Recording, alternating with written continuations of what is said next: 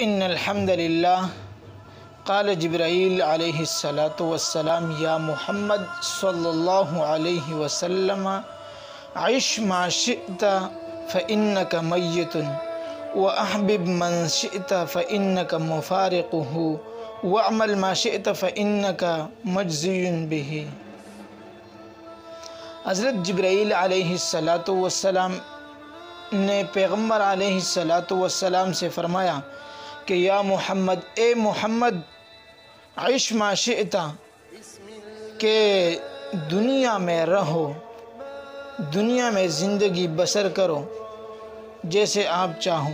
لیکن آپ کے علم میں، آپ کے ذہن میں یہ بات بھی ساتھ یاد ہو کہ فَإِنَّكَ مَيِّتٌ، کہ آپ کے اوپر موت آئے گی۔ اب مطلب یہ ہے کہ دنیا میں عام مسلمانوں کو، عام انسانوں کو یہ تنبیہ ہے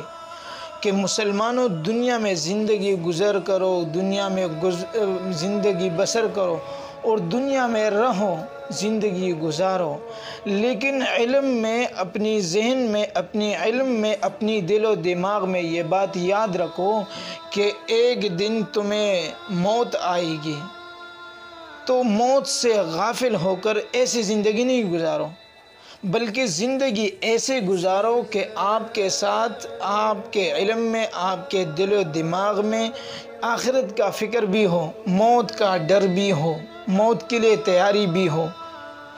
کہ موت آئے گی، اس کے بعد جو حالات ہوں گے اس کے لیے تیاری ہو۔ اسی طرح دوسری بات فرمائی وَأَحْبِبْ مَنْ شِئْتَ، کہ محبت کرو جو آپ کو پسند ہو۔ آپ کو دنیا میں گاڑیاں پسند ہے،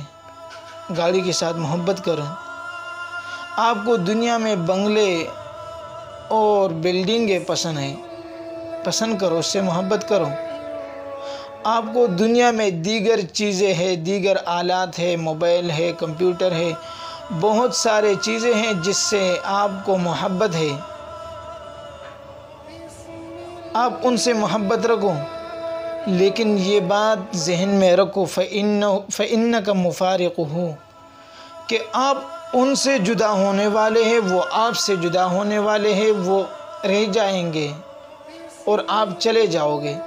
تو ایسے چیزوں سے محبت نہ رکھو جو کام نہ آنے والی ہو، بلکہ محبت اللہ سے اور اس کے رسول سے رکھو جو کام آنے والی ہے۔ یہ آپ کو کہیں بھی کبھی بھی نہیں چھوڑ سکتی۔ اللہ کی پیار، محبت، پیغمبر کی محبت، قرآن کی محبت، یہ آپ کے ساتھ ہر جگہ میں ہوں گے، قبر میں بھی، حشر میں بھی، قیامت میں بھی۔ وَاعْمَلْ مَا شِئْتَ فَإِنَّكَ مَجْزٍ بِهِ،